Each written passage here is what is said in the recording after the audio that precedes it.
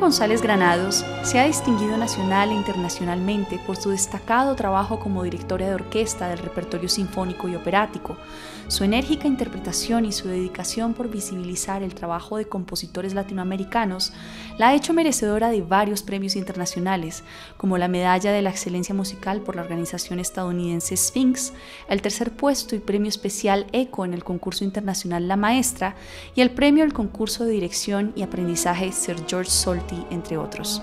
Actualmente es directora de la Orquesta de Filadelfia y la Sinfónica de Seattle y directora de Unitas Ensemble, una orquesta de cámara fundada por ella para promover e interpretar el trabajo de compositores latinoamericanos. Bienvenida, Lina González, a Iniciativa Creativa. Para mí es un placer tenerte acá. Muchas gracias, María Paulina. Es muy rico verte y volvernos a conectar. Bueno, Lina, quisiera preguntarte algo antes de empezar una cantidad de preguntas que tenemos muy interesantes, pero ¿por qué te convertiste en directora de orquesta? ¿Qué fue lo que llevó a que tú tomaras este camino? Bueno, yo empecé, digamos, mi carrera musical estando muy pequeña. Empecé cantando en la tuna y en los coros del colegio y decidí, siempre me gustó el piano, entonces mis papás me pusieron, digamos, en clases de piano. En Colombia, pues estuve en clases de piano, pero digamos que mi personalidad nunca me dio para ser pianista. Siempre fui una persona muy extrovertida, soy hija única, entonces siempre quise tener más amigas, más amigos, mucha más compañía, y creo que la carrera de la dirección de orquesta me dio esa posibilidad de tener una familia y una comunidad que no tuve cuando, digamos, estaba estudiando piano, que era básicamente por lo cual cambié mi carrera y mis prospectos. Tú, por ejemplo, cuando estabas antes de estudiar piano, cuando ibas a escoger la carrera de música, ¿ya tenías alguna idea de lo que era ser director de orquesta? ¿O habías tenido algún contacto con las orquestas o con ese tipo de música? No, en realidad yo soy de Cali. En Cali pues no hay, digamos, los establecimientos para esos niveles a los que yo, digamos, empecé a soñar. Entonces yo quería al principio estudiar medicina y después en una época quería estudiar ingeniería industrial porque era lo que todas mis amigas querían estudiar en ese entonces. Pero finalmente, no, yo no sabía qué era, digamos, la dirección de orquesta, pero me encantaba la música y me encantaba, digamos, la relación en comunidad. Me gusta tener amigos, me gustaba tener muchas amigas, y básicamente eso fue lo que me llevó a estudiar dirección. O sea, digamos, el contacto constante, o sea, el sistema de comunicación que nunca termina. ¿Uno cómo sabe que uno puede estudiar dirección de orquesta? O sea, ¿cuáles crees que son como las habilidades mínimas? Si alguien, por ejemplo, está interesado le encantan las orquestas, es un melómano que ha escuchado mucha música y entiende más o menos qué significa ser director de orquesta. ¿Existen unas habilidades que uno debe tener, con las que uno debe nacer, o se pueden construir si uno es lo suficientemente dedicado? Yo creo que todo, o sea, cualquier cosa con la cual tú quieras cultivar se puede conseguir. Entonces yo no creo que haya, digamos, se nace director de orquesta o se nace músico. O sea, es parte, digamos, que tienes que tener unas habilidades naturales digamos, de entrenamiento auditivo, de capacidad de identificación, pero básicamente todo se puede cultivar. Pero yo creo que lo único que no se puede cultivar es ser una buena persona, tener, digamos, capacidades de inteligencia emocional. Se pueden aprender, pero es, digamos, más difícil, más que las capacidades, digamos, académicas. O sea, todo está, digamos que toda la información está en los libros y todo. Sí, hay las capacidades de las manos. O sea, digamos que tienes que tener, hay personas que tienen más facilidad que otras, pero no necesariamente es algo que no puedas estudiar. Definitivamente se puede estudiar, pero yo creo que la parte de fácil adaptación y de inteligencia personal, es algo que de pronto no es que se nazca, pero sí se cultiva desde muy pequeño. Por ejemplo, me imagino que para tener esa posición de directora de orquesta tienes que manejar unas grandes habilidades sociales, porque pues te estás entendiendo con una orquesta, pero también estás generando contactos para poder, digamos, estar en las plazas importantes. Digamos, yo pienso que es un director de orquesta por toda una orquesta, en cambio, digamos, en el caso de un violinista puede ser pues una plaza entre 7 violinistas. En ese caso, ¿cómo crees tú que ha incidido esa habilidad social tuya en tu carrera? No, bueno, en realidad la competencia siempre es muy grande. Por ejemplo, cuando yo apliqué a, digamos, algunas partes de cómo llegar a, son de mucha suerte y mucha dedicación. Entonces, por ejemplo, hay por ejemplo, en Filadelfia estuvimos 600 y de 600 pasamos 2. Entonces, digamos que sí hay la competencia es álgida, es casi atlética, porque tú vas, audicionas y en 5 minutos las personas tienen que, digamos, absorber toda la parte, digamos, de inteligencia emocional. Yo creo que más que, digamos, la capacidad social, he tenido la suerte de tener grandes mentores a nivel, o sea, ya a nivel profesional y ellos me han, digamos, ayudado a estar en esos círculos en donde básicamente es difícil entrar. Entonces, digamos que estar en la continua exposición de eso no, me ha ayudado a que la gente me conozca y al final es como, digamos, una bola, ¿cierto? Es un círculo de amigos y círculo que cada quien te conoce y así empiezan a buscarte. Eh, pero creo que básicamente la parte competitiva de estar en el podio, pues ahí sí no, ningún amigo te puede salvar. Claro, ahí sí ya tocan tus habilidades reales, ¿no?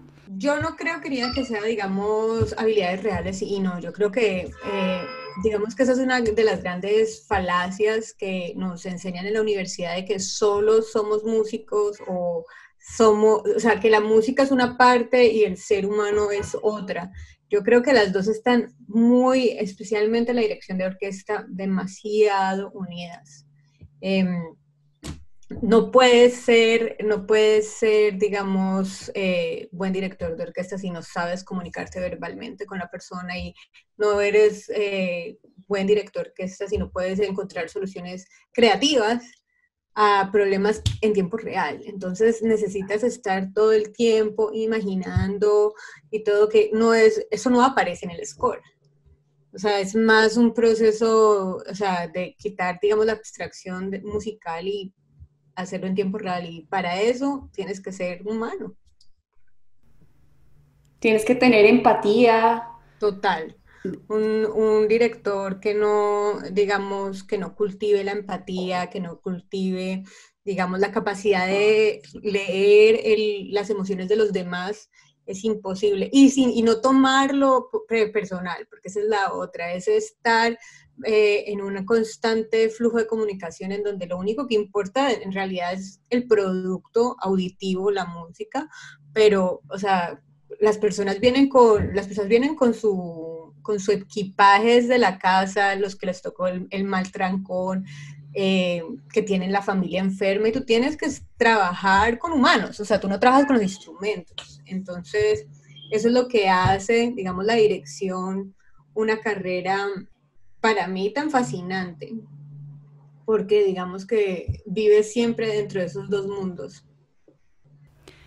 Por ejemplo, ¿cómo tú has asimilado el tema de la crítica? Yo sé pues que hay crítica negativa y hay crítica constructiva, pero ¿cómo tú puedes determinar si esa crítica realmente te funciona, es un modo de retroalimentación de tu trabajo y cuando la crítica definitivamente es nociva y te perjudica? Uy, qué pregunta tan dura. Bueno, digamos que yo tengo como, o sea, últimamente tengo como norma no escuchar, digamos que cuando yo estudio y cuando estoy, digamos, en plena, yo solo pienso en la música y cuando estamos, cuando recibo crítica, porque en general siempre después de un gran concierto y todos los músicos de las orquestas hacen evaluaciones y eso te lo mandan a tu manager y tu manager te dice, mira, no te van a volver a invitar o te van a volver a invitar, salió bien, no salió mal. Entonces, digamos, como siempre estoy ahí con la crítica, entonces siempre decido que recibo lo musical. O sea, digamos, en una semana o en 2 días nadie puede juzgar, digamos, mis cualidades humanas, a no ser de que, pues, o sea, nunca me ha pasado, pero que me salga de mi ropa o eso. Entonces, digamos que eh, las predisposiciones y lo que la gente piense que conoce de mí, pues, puede variar mucho. Muchas veces la gente cree que porque soy mujer tengo que actuar de alguna manera. En otras partes es porque soy latina, tengo que actuar de otra manera. Entonces, ese tipo de, digamos, de constante exposición a los estereotipos y a, no sé, a las imágenes de los demás, no tienen nada que ver como conmigo. Entonces, yo sé, digamos, establecí desde un principio que cuáles eran, digamos, mis límites y digamos que es un constante proceso de decir, esto es lo que soy, esto es lo que quiero ser, y lo demás es ruido.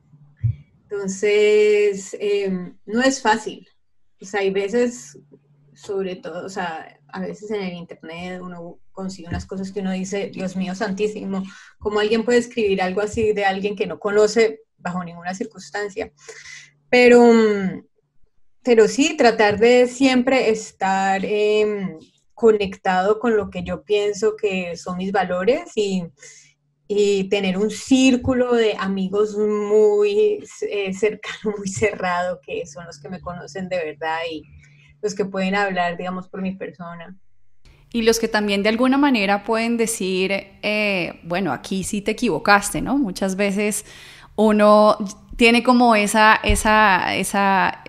digamos, esa puerta abierta para personas de absoluta confianza que dicen, bueno, sí, aquí sí definitivamente no lo hiciste bien. No, y además ya llega un momento en que tú sabes qué hiciste bien y qué no. O sea, si tú no puedes, digamos, tú eres la única persona que puede saber qué hiciste bien y qué te faltó. O sea, no puedes esconderte detrás de, no sé, de una ilusión. Entonces, sí, yo tengo personas a las que confío muchísimo, a las que les puedo contar, digamos, si me sentí insegura en algún momento, si no me sentí cómoda. Y bueno, en realidad es muy difícil. No puedo negar que pues obviamente uno quiere, digamos, gustarle a todo el mundo, pero es imposible. O sea, si tú le gustas a todo el mundo, significa que hay algo en tu personalidad que está completamente comprometido. Es algo que tienes que estar cambiando, porque todas las personas son distintas, entonces, pues, afortunadamente hace algunos años dije, no, pues ya, eso no me importa. Y digamos que cuando empecé a que me dejara de importar, ahí es cuando empecé a ver que mi carrera empezó a cambiar. Lina, hablemos un poquito de el arte ya de la dirección de orquesta. Dentro de mi ignorancia en este mundo, siento que existe un papel muy importante de oído. O sea, creo que uno debe escuchar de una manera impresionante cada una de las cosas que están sucediendo en la orquesta. ¿Cómo tú has desarrollado ese oído a lo largo de los años y crees que este es un papel fundamental en la precisión y la rigurosidad de un director de orquesta? Sí, no, definitivamente, eh, digamos que la capacidad auditiva es lo más importante dentro de todo porque es la que te da la posibilidad de diagnosticar que está mal o que está bien y, digamos, priorizar para dónde va, digamos, tu proceso creativo. Entonces, yo desde pequeñita tuve oído absoluto y entonces digamos que la parte de, eh, de nota, de nombre de nota, nunca he tenido ese problema. Entonces, digamos que en ese sentido, digamos, ya tenía un territorio ganado. Pero eso es, digamos, en la escala de 1 a 10, identificar si una nota está falsa o no, es el 0.5. O sea, eso no es absolutamente nada. Tú tienes que saber cómo se toca. Si, por ejemplo, un instrumento está, o sea, el principio de la nota, el ataque de la nota, eso es a lo que tienes que escuchar.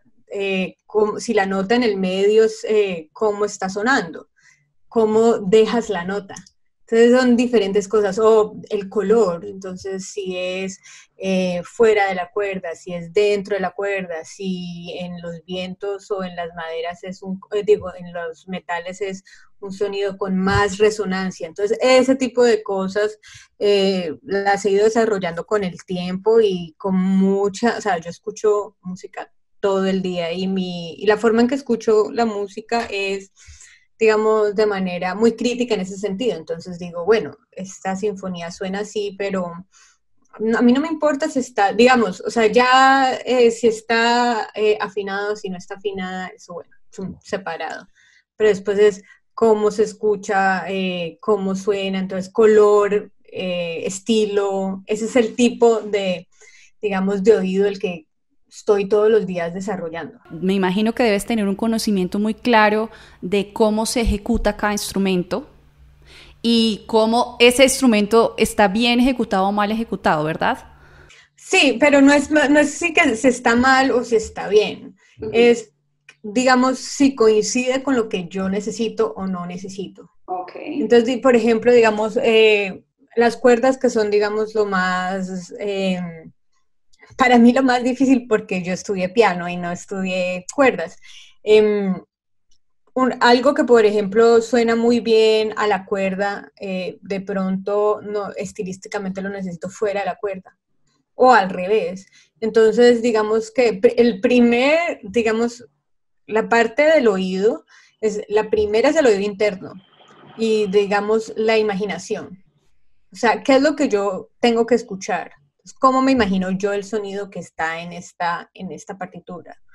Y de ahí tomar una decisión, esto es lo que yo quiero. Y cuando escucho, entonces eso es a lo que estoy escuchando. O sea, estoy viendo si esto coincide con lo que mi imaginación o mi conocimiento, digamos, requiere. Entonces, digamos que es otro tipo de entrenamiento auditivo al que yo le apuesto. Pero entonces no es si está mal ejecutado, yo siempre pienso de pronto ejecutado diferente, porque digamos yo no les puedo decir toquen, pues podría, pero no, cuando estás digamos en la orquesta tú no dices toque con este dedo o haga esto, no, tú estás digamos estableciendo parámetros muchísimo más generales de sonido. Sí. Por ejemplo, ay, qué pena, te voy a interrumpir, por ejemplo... no sé, italiano, o sea, estás en ópera. O por ejemplo, digamos, un salto de octava que es bien difícil, que por ejemplo una cantante necesita, digamos, más aire para llegar a esa nota. Entonces, yo lo que estoy escuchando es cómo ella está llegando o el aire, o cómo está apoyando para yo poder mover mi mano. ¿Ves? Esos son los tipos de reacciones a los que yo tengo que estar escuchando siempre. Entonces, ese es el tipo de cosas que tengo que saber. Yo no tengo que saber cómo tú, digamos, estás produciendo el sonido, porque ese es tu instrumento. Lo que necesito ver es anticipar, siempre anticipar cuánta ayuda vas a necesitar o cuánta ayuda no vas a necesitar para que la música nazca de la manera que todos queremos que nazca. Por ejemplo, Lina, me llama mucho la atención cuando hablas de tu idea, tu imaginario de cómo debería sonar. Ese imaginario debe estar creado por un criterio establecido, ¿no? Un criterio informado establecido de lo que tú quieres. Pero ¿cómo tú haces ese proceso de elaborar ese criterio? Por ejemplo, ¿cómo te imaginas si vas a dirigir, por ejemplo, la Quinta Sinfonía de Beethoven? ¿Cómo te imaginas tú eso? ¿Por qué proceso pasas para crear ese criterio y llegar a esa versión imaginaria de lo que quieres hacer con la orquesta? Bueno, primero, mucha lectura de qué estaba pasando. Yo siempre me voy para, digamos, el contexto de cómo vivía el compositor y en qué, digamos, momento de la historia esa obra nació. Porque al final, especialmente cuando trabajas con compositores que ya murieron, o sea, compositores nuevos es completamente diferente, pero compositores que ya murieron, que no te pueden decir, entonces tú tienes, digamos, toda esta información histórica para crear, eh, digamos, este contexto en tu mente y cómo sonaba y, digamos, qué tipo de instrumentos tocaban. Entonces, todo este tipo de cosas yo las estoy pensando cuando estoy estudiando la partitura.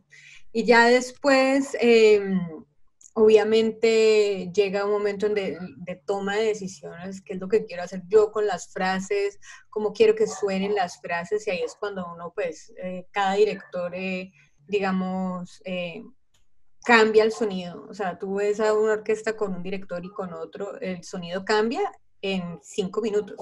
Y es eso, es digamos la reacción física de las personas hacia ti y hacia tu idea, que es lo que a mí me parece siempre como tan interesante. Pero sí hay digamos escucho muchas, o sea, he escuchado muchas grabaciones, he ido a muchos conciertos, eh, tratado de viajar lo más que he podido para escuchar otro tipo de versiones. He escuchado muy malas versiones. ¿Cómo sabes, por ejemplo, que son malas versiones? Definitivamente una de mis grandes críticas es cuando el tempo no está bien. O sea, cuando la música no nace con el tiempo, o sea, o si los músicos no pueden tocarla, o si está muy lento, la música, digamos que no nace igual. Esa es una de las grandes. Y segundo, cuando tú sabes que la orquesta está como tocando, cada quien está tocando su versión en vez de tener, digamos, una idea global. O sea, cada instrumentista también trae su set de educación y de gusto y de estilo muy diferente. Entonces, si tú escuchas diferentes estilos dentro de la misma obra, sabes que el director no pudo convencer a ese grupo de personas. ¿Ves? Entonces, para mí eso siempre es como, no está bien. ¿Cómo es el tema, ya que lo mencionas, del convencimiento en temas de liderazgo? ¿Cómo haces tú para que una orquesta realmente confíe en tu visión, en tu imaginario y se deje llevar por todas las indicaciones que tienes? ¿O has encontrado de pronto en algunas orquestas que esa relación no está tan fluida? ¿Cómo ha sido tu experiencia en ese sentido? Yo creo que las orquestas que son más flexibles son las orquestas en las cuales hay, digamos, más éxito dentro de la comunicación, desde donde todas estamos más abiertos. En general, cuando las orquestas tienen un nivel de virtuosismo muy alto, es donde tú encuentras ese tipo de flexibilidad. Entonces, por ejemplo, con la Orquesta de Filadelfia con la que yo trabajo, o en Chicago, a ellos no les importa si viene, digamos, el director de 80 años o el director de 20 años o el director de 15 o de 30. Siempre hay un respeto por la visión. Entonces, ellos siempre respetan lo que tú digas, porque pueden tocar lo que sea. Y al final, siempre van a sonar bien. O sea, al final, incluso cuando no hay buena comunicación o buen rapport, ellos también toman el liderazgo.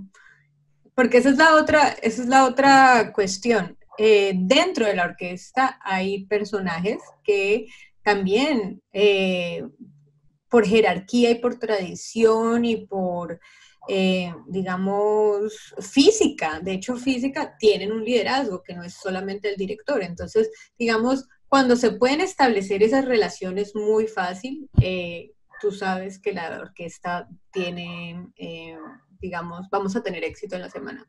Cuando tú encuentras resistencia dentro de esas figuras, es una semana bien complicada y tú lo sabes y ya, o sea, eso se sabe casi en los primeros 5 minutos. Y ya sabes con lo que vas a jugar y bueno, yo creo que al final es saber qué batallas se pelean y cuáles no. Que también es parte de la inteligencia emocional. O sea, hay cosas que tú nunca vas a poder, digamos, cambiar a una persona. Es que no es tu, y no es tu propósito en la vida cambiarle la imagen de yo no sé quién a una persona que ha vivido toda la vida pensando diferente. Entonces, simplemente hago mi trabajo y me voy a mi casa, digamos, duermo tranquila pensando en que el producto musical va a estar al menos cercano. Lina, una pregunta devolviéndonos en el tiempo. ¿Qué pasos crees tú que debería hacer una persona que quisiera estudiar dirección de orquesta en Colombia? Por ejemplo, me acuerdo en el caso de mi hermano, cuando él le gustaba tanto la dirección, fue a pedir consejos en las universidades y le dijeron que tenía que tocar un instrumento de cuerda. Pero no fue más, hasta ahí llegó el consejo. Pero tú ya que has vivido en este mundo y entiendes más o menos qué se requiere para llegar a ser director de orquesta, ¿cuáles crees que podrían ser los pasos para una persona colombiana que quiere estudiar música? No sé si sea la persona apropiada para decir, para responderte, y te voy a decir por qué.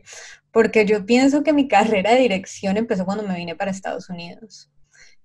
Aunque yo me gradué de dirección en Colombia, las oportunidades fueron muy pocas y la instrucción no fue, digamos, no estuvo, no era 100% coherente con lo que, digamos, se requería en ese entonces.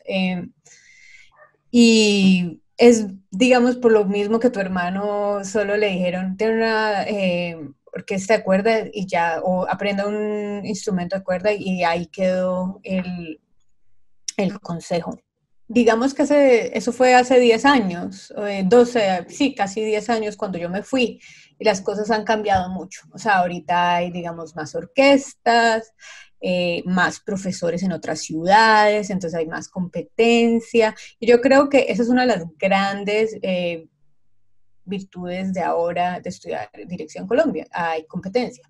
Creo que lo que te puedo decir básicamente es que nunca tomes todos los consejos como un absoluto, porque digamos que hay muy poca gente en Colombia que ha llegado a esos niveles. Entonces, eso significa que no se sabe por completo hasta dónde, o sea, el cielo es el límite, nadie te puede decir que esto es lo único que puedes hacer.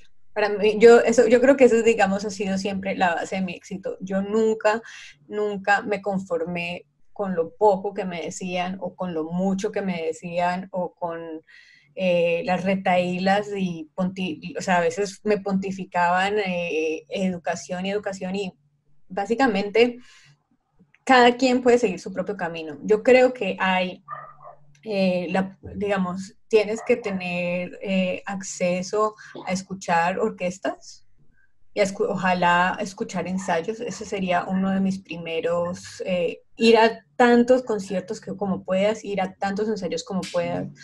Si no estudias un instrumento de cuerda, consigue amigos que estudien instrumento de cuerda y que te enseñen cómo suena, que estés en ensayos de música de cámara. Y nada más escuchando cómo es la interacción, tú puedes aprender.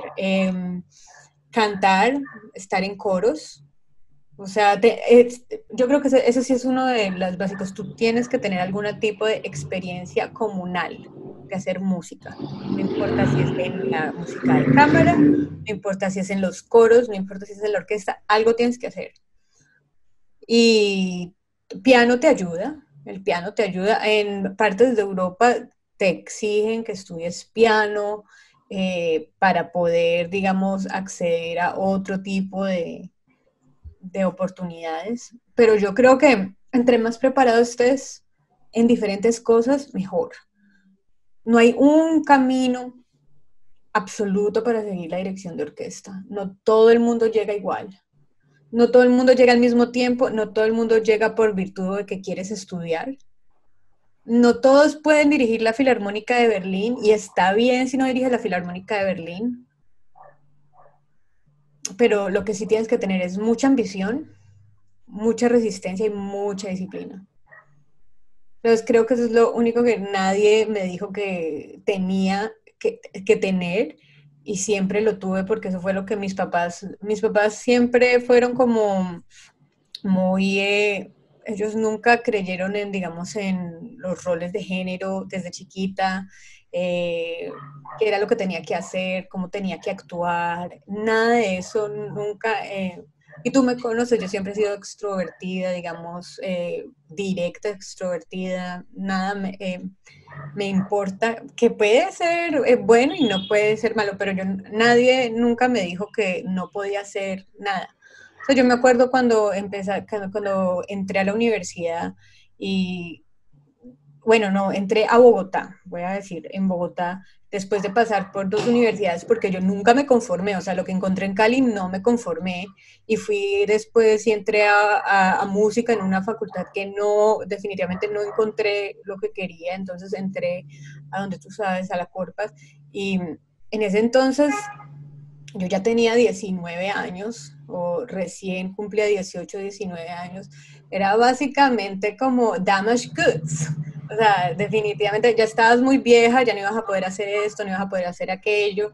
Y entonces digamos que, o sea, fueron unos años en donde toda la vida me dijeron, no puedes, no puedes, no puedes, y yo luchando, sí puedo, sí puedo, sí puedo, voy a lograrlo.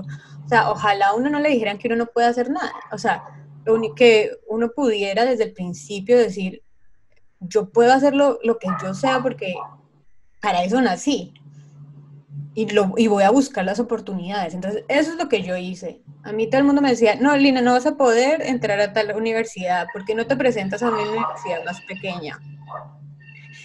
No sé qué, no vas a poder porque eres mujer, entonces, ¿por qué no haces otra cosa? Nunca nada de ese tipo de cosas que me dijeron que Colombia, nada se cumplió. Entonces, por eso te digo, hace 10 años era diferente. Ahora le dicen a uno que no puedes porque eres mujer y tienes, digamos, recursos legales para cambiar eso.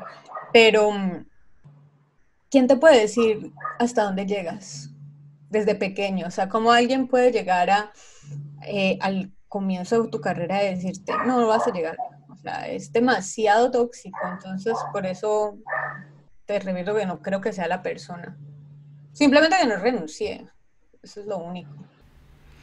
Y no renunciaste por este tema de tus papás, pero crees que hay algo adicional que hizo que tú tuvieras como esta resiliencia y creer y esta convicción absoluta de que tú podías y que sí podías hacer una carrera como directora. Definitivamente no, mis papás me ayudaron muchísimo, o sea, sinceramente ellos han sido siempre, digamos, un soporte grande, eh, pero obviamente también el establecer metas que yo creo que pocas personas a las que estaban en mi círculo tenían acceso, entonces nadie me podía decir que no, o sea, como que, ah, sí, lo vas a hacer.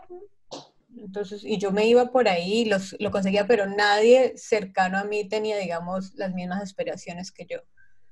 Entonces, creo que eso también ayudó, como no tener competencia también ayudó a la resiliencia en ese entonces.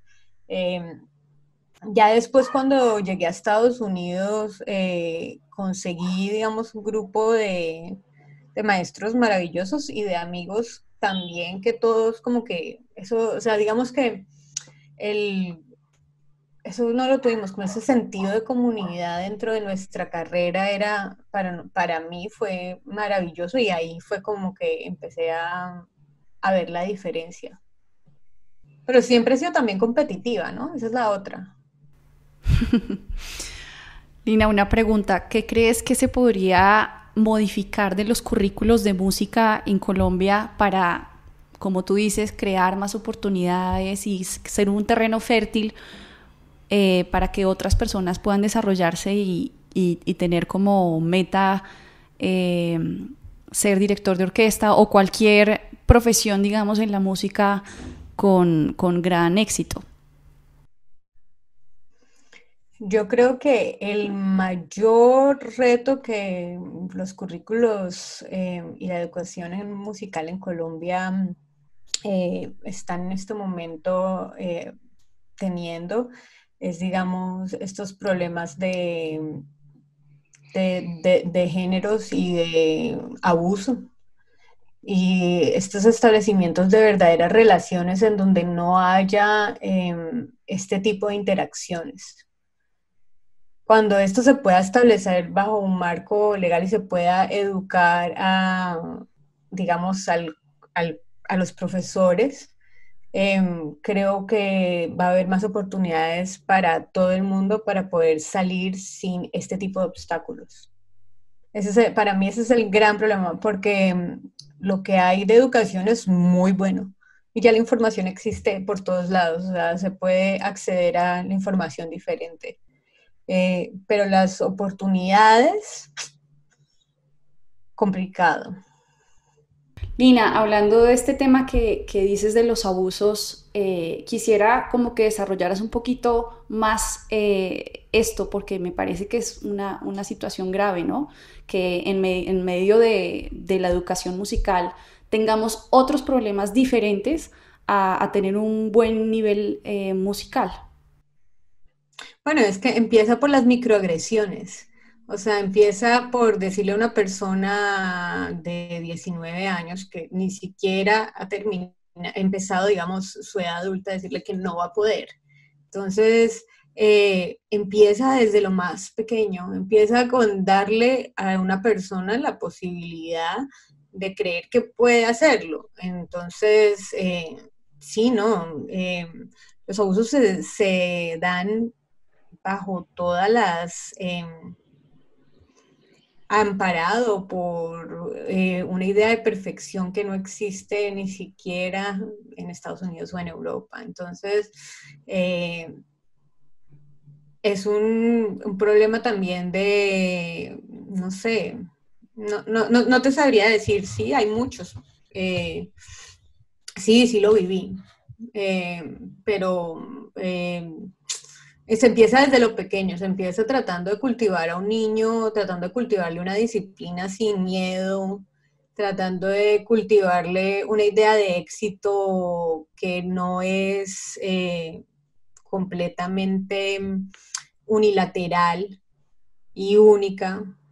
Es decirle que todo, que cualquier, digamos, vivir de la música. O sea, no puede, tú puedes ser profesor de música, puedes ser director de orquesta, puedes ser cantante de ópera en el Met, o puedes enseñar en una escuela, pero vivir de la música y poder, digamos, vivir de tu arte es de por sí el mayor, la mayor medición de éxito. Entonces, digamos, estableciendo estas medidas en donde podemos desarrollarnos libres, podemos desarrollar nuestra creatividad de manera libre, es una cosa que yo digo que sería diferente.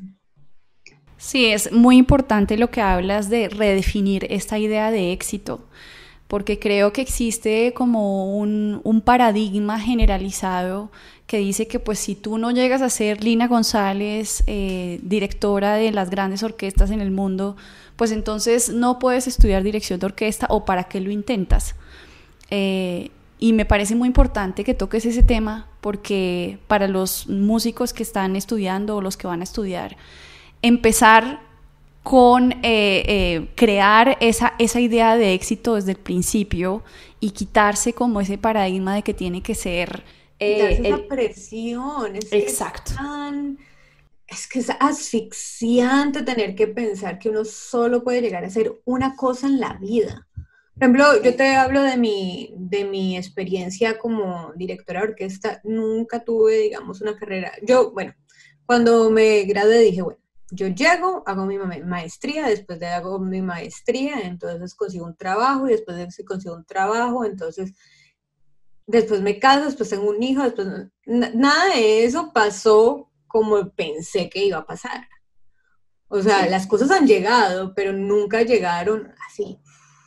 Entonces, me gradué y bueno, al principio pasaba las audiciones, pero en las entrevistas a veces me quedaba, porque a veces competía, no sé, con un chico de Juilliard o competía, o sea, también ese tipo de cosas sociales y de identidad, digamos, en el país que yo escogí, porque yo nunca apliqué a Europa, yo sabía que me quería venir a vivir a Estados Unidos, eh, entonces ese tipo de cosas, digamos, que están fuera de mi control, entonces no se dieron, entonces al principio, pues conocí a un profesor excelente que no era dirección de orquesta, sino de dirección de música contemporánea y banda, y por ahí me metí, pero yo igual seguía estudiando dirección de orquesta. Y me di cuenta que había como una oportunidad de estudiar ópera porque tenía facilidad y entonces estudié dirección coral.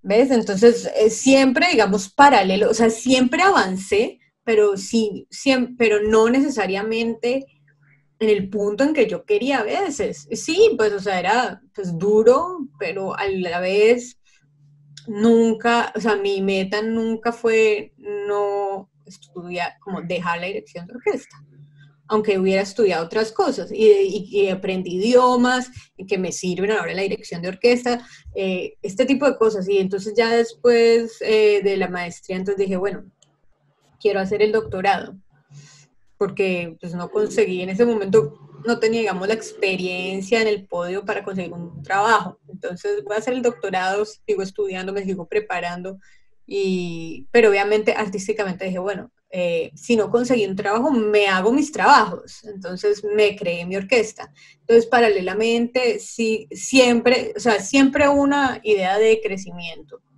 Y nunca fue una idea absoluta. Y ya después, en un momento, digamos, todo esto que hice paralelo, digamos, se juntó y coincidió en un punto en donde conocí a una directora muy famosa que se llama Marin Alsop y ella me apoyó porque vio que yo siempre he sido como luchadora y ella vio que entonces quería volver y finalmente eso salió y ahora pues trabajo con las orquestas y todas esas orquestas ahora por ejemplo, en Seattle, que trabajo también de tiempo part-time, como una de las directoras del staff, ellos les gustó que yo estudiara música latinoamericana, que era lo que yo hacía con mi orquesta. Entonces, digamos que todo construye.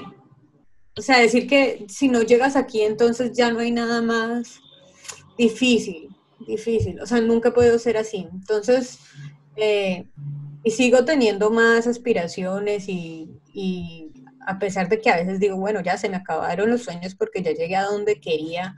Entonces, al otro día me levanto y digo, no, en realidad quiero otra cosa y así. Entonces, yo creo que eso, lo otro que tú hablas de la creatividad y del éxito es, digamos, el desarrollo o sea, el emprendimiento artístico y cultural, que a mí me parece que es tan importante y que podemos aprender de otras carreras, podemos aprender de los administradores de empresas, podemos aprender de los administradores culturales, podemos aprender incluso de los médicos. De todas las personas tú puedes tener, digamos, una posibilidad para aprender y, digamos, redefinir lo que significa ser músico en el siglo XXI, que no es lo mismo que hace 20, 30, 40 años. Entonces, puedes hacer muchas cosas. Yo, por ejemplo, tengo un colega, éramos muy amigos en Cali, y él empezamos juntos cuando estudiábamos en Cali. Él ahorita tiene, digamos, una empresa de bodas, o sea, de matrimonios. Sí. Él es cantante, que pues cuando se casan, todo el mundo echa la casa por la ventana. Y él es el que le da el trabajo casi a todos los egresados de nuestra generación, porque él creó, digamos, una empresa muy organizada en donde le da apoyo a los artistas y él mismo se crea su trabajo. Entonces, sí. ¿Cuál es o sea, él tiene, digamos, en este momento, bueno, pues no sé ahorita, pero hace 2, 3, 4 meses tenía, digamos, una empresa en donde le daba trabajo a más de 50 personas y es músico. Entonces es ese tipo de cosas en donde podemos aprender de todo el mundo y siempre estar, digamos, abiertos a aprender. Sí, es muy importante, sobre todo lo que tú hablas de la iniciativa que tuviste, por ejemplo, de conformar tu propia orquesta, de hacer repertorio latinoamericano y cómo eso más adelante te ayudó a cumplir otras cosas. ¿Crees que realmente es esencial, indispensable que los artistas de hoy en día tengan la iniciativa de hacer sus proyectos y no esperen a ser escogidos por organizaciones, instituciones, concursos, etcétera? Total, porque finalmente necesitas experiencia. O sea, tú necesitas para cualquier cosa, para cualquier trabajo, necesitas experiencia. Muy pocas personas pueden decir que entraron ahorita en este momento sin experiencia a hacerse en una orquesta. Entonces, por ejemplo, tú ves un concertino, puede ser un concertino de 20 años, 22 años. Igual ha tenido que tocar violín durante tantos años y tener, digamos, esas capacidades para poder llegar a donde está. Entonces, yo creo que va básicamente lo mismo. Si tú quieres, por ejemplo, una carrera como la dirección, que es una carrera en donde tienes que estar 100% comunicándote con las personas, no solamente musicalmente, pero verbalmente, hablando con la administración, con los de producción. Tienes que saber cómo todo el mundo trabaja. Tienes que saber, o sea, no es que vayas a trabajar en producción, vayas a trabajar en administración, pero tienes que saber. Tienes que saber cuál es el vocabulario que cada uno maneja para poder llegar a, digamos, a una comunicación efectiva. Entonces, las iniciativas en ese sentido lo único que te dan es la oportunidad de conocer el aspecto de cada persona y que cada trabajo, porque a mí me tocó poner arcadas, mover sillas, alquilar las iglesias, todo eso para poder hacer mis conciertos. Entonces, digamos que ahorita puedo hablar, digamos, con la propiedad que me da la experiencia, que si me hubiera quedado esperando, de pronto nunca lo hubiera podido obtener. Por ejemplo, muchos directores de orquesta recién graduados dirán, bueno, yo no tengo la suficiente plata para pagarle a una orquesta que se siente y haga el repertorio que yo quiero. ¿Tú cómo hiciste para empezar en esos proyectos iniciales de convocar las orquestas? ¿Los músicos ofrecían sus servicios gratis? ¿Existía qué tipo de pacto para que pues no fuera tan costoso? Porque me imagino que es una carrera realmente costosa en ese sentido. Eh, bueno, en Estados Unidos la gran diferencia es, bueno, en realidad no lo sé muy bien en Colombia, pero en Estados Unidos las personas que dan donaciones pueden, digamos, deducirlo de sus impuestos. Entonces, digamos tú, las personas naturales, entonces digamos que yo le pedía a las personas, incluso pedir, no es pedir limosna, pero saber pedir plata, pedir donaciones, es todo un arte. Entonces tú vas y le hablas a las personas y le dices, mira, yo tengo este sueño, le quiero pagar a tales personas, y así fue, ¿no? Desde la plata de mi tía, de mi abuelita, de Navidad, de lo que trabajaba, y yo hice un pequeño ahorro, y con eso, eso sí, desde el principio yo le pagué a todos los músicos. Ahora, a veces salen proyectos y ellos me dicen, no, pues yo lo hago gratis y todo, pero siempre traté de establecer digamos, esa relación, esa transacción que es definitivamente diferente. Pero acá, por ejemplo, la gente, cuando estudiaba yo y decía, bueno, necesito hacer un video, o sea, necesito hacer un video para una audición, entonces les decía, yo gasto el sushi o gasto la pizza, gasto la gaseosa y por favor toquen, y venían y tocaban.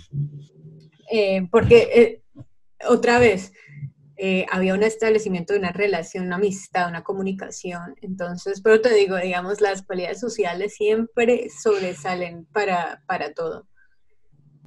Lina, hablemos un poquito, cambiando un poquito de tema. ¿Cómo es tu práctica diaria?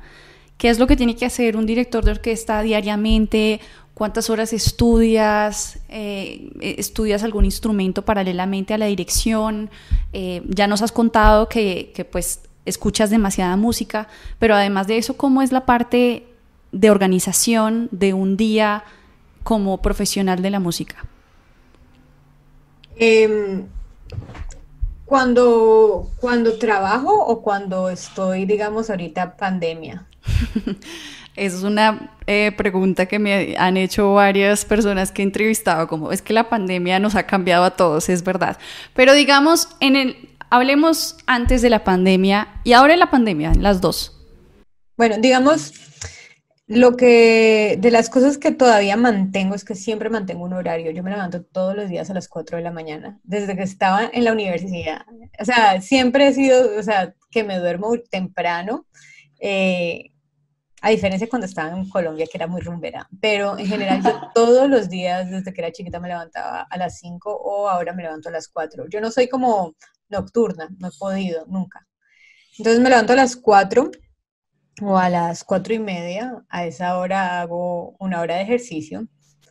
Eh, y en general eso siempre lo mantengo cuando estoy viajando porque a veces o sea, es un trabajo que requiere, digamos, físicamente, no fuerza, pero sí requiere resistencia.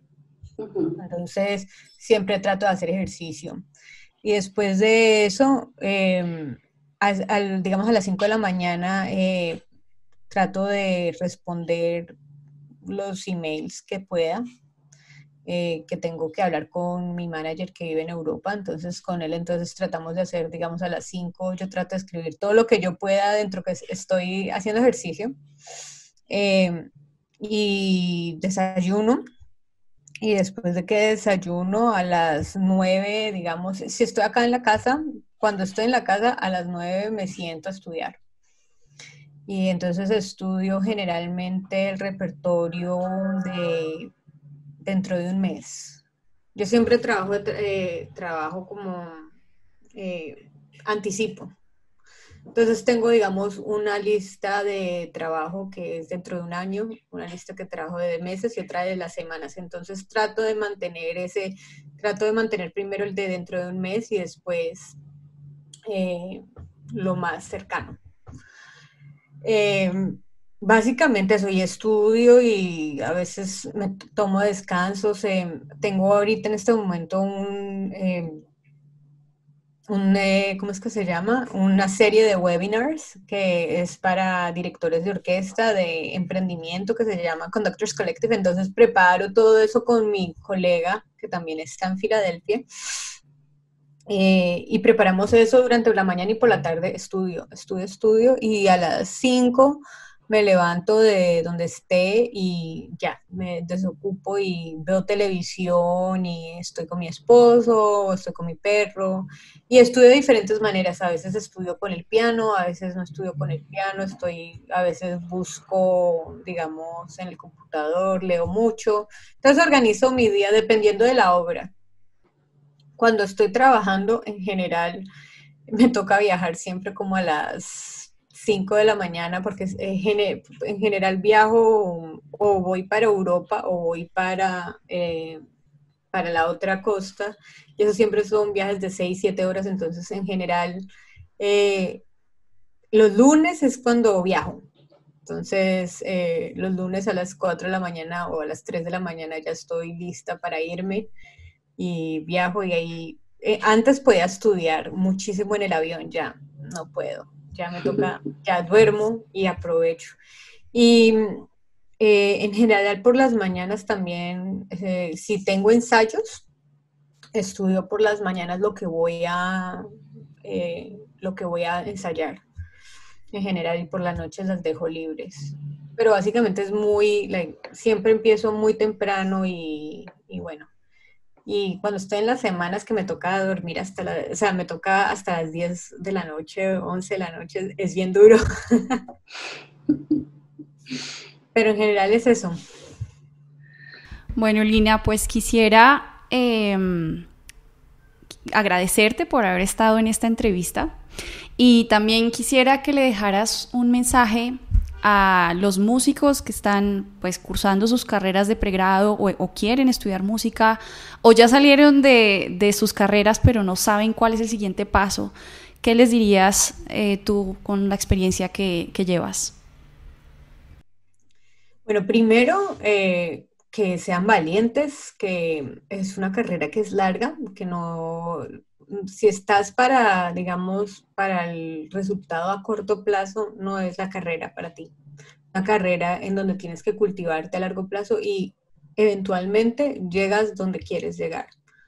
Que nunca escuches que aprendas a filtrar los comentarios negativos y que nunca se comparen con nadie, porque nadie está buscando la copia de, sino estamos siempre buscando, siempre estamos, digamos, nuestro corazón siempre busca, digamos, la versión más original de lo que tú quieras decir. Entonces, nunca tengan miedo de expresar sus propias ideas por encima de lo que las personas quieren o desean de ti. Creo que eso es básicamente lo que quisiera decir. Bueno, muchísimas gracias Lina por aceptar esta invitación y ojalá más adelante podamos volver a conversar. Claro que sí, te quiero mucho.